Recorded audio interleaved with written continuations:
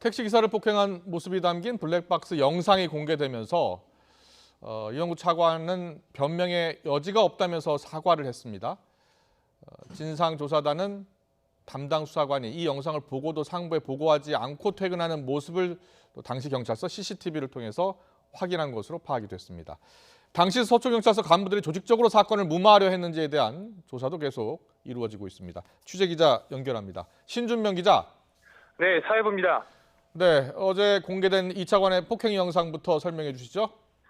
네, 지난해 11월 6일 이 차관의 집으로 향하는 택시의 내부 블랙박스 영상입니다. 택시기사가 이 차관에게 목적지에 다 왔다고 안내하자 이 차관이 다짜고짜 욕을 하고 택시기사가 항의하자 이 차관이 택시기사의 멱살을 잡고 목을 조르기 시작합니다. 여기 내리시면 돼요? 너 뭐야? 우리 택시 기사야, 택시 기사. 얘기하지 말라고. 네? 신고할게. 사건이 발생한 지 6개월여 만에 공개된 37초짜리 짧은 영상엔 이 차관이 택시기사에게 폭언하고 폭행까지 한 모습이 고스란히 담겨 있었습니다. 네, 이 영상이 공개된 것과 관련해서 이영구 차관이 오늘 입장을 밝혔죠. 뭐라고 했습니까? 네, 그렇습니다. 이 차관은 오늘 입장문을 내고 블랙박스 영상 속 인물은 자신이 맞다고 인정하면서 변명의 여지 없이 거듭 사과드린다고 밝혔습니다. 하지만 당시 이 영상을 삭제하는 대가로 합의금 1,000만 원을 전달했다는 의혹은 부인하며 선을 그었습니다. 단순 합의금일 뿐 영상 삭제 대가는 아니었다는 건데 당시 공수처장 후보로 유력하게 거론되는 시기여서 통상의 합의금보다 많은 금액을 전달했다고 해명했습니다. 이 차관은 또 합의 이후 기사에게 전화해 영상을 지우는 게 어떠냐고 요청하긴 했지만 이는 택시기사가 카카오톡으로 보내준 영상이 제3자에게 전달되거나 유포될 것을 우려했기 때문이지 블랙박스 원본 영상을 지워달라는 뜻은 전혀 아니었다고도 했습니다. 이로 인해 택시기사가 증거인멸죄로 입건까지 돼 송구하다고도 덧붙였습니다. 이 차관은 택시기사에게 뒷문에서 내려 깨운 것으로 말하자고 제안했다는 의혹에 대해서도 해명했습니다. 이 차관은 합의가 이뤄진 뒤에 택시기사와 진술 내용과 관련해 이야기가 있었던 것은 사실이라고 했습니다.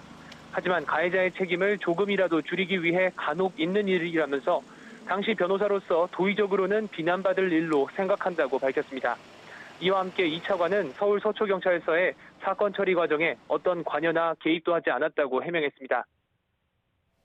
네, 봐주기 수사 의혹이 불거진 당시 경찰들에 대한 수사도 진행이 되고 있죠? 네, 그렇습니다. 서울경찰청 진상조사단은 봐주기 수사 의혹이 불거진 서초경찰서 담당 수사관 A씨와 당시 형사과장, 형사팀장을 특수직무유기 혐의로 입건해 조사하고 있습니다. 담당 수사관 A씨는 지난해 11월 11일 블랙박스 SD카드를 되찾으러 온 택시기사를 만나 휴대전화에 담긴 폭행 영상을 함께 봤는데 안 본 거로 하겠다며 사건을 무마하려 한 혐의를 받고 있습니다. A씨가 영상을 보고도 상부에 보고하거나 내사종결 보고서에 이 같은 내용을 담지 않고 퇴근하는 모습을 진상조사단이 당시 경찰서 CCTV로 파악한 것으로 YTN 취재 결과 확인됐습니다.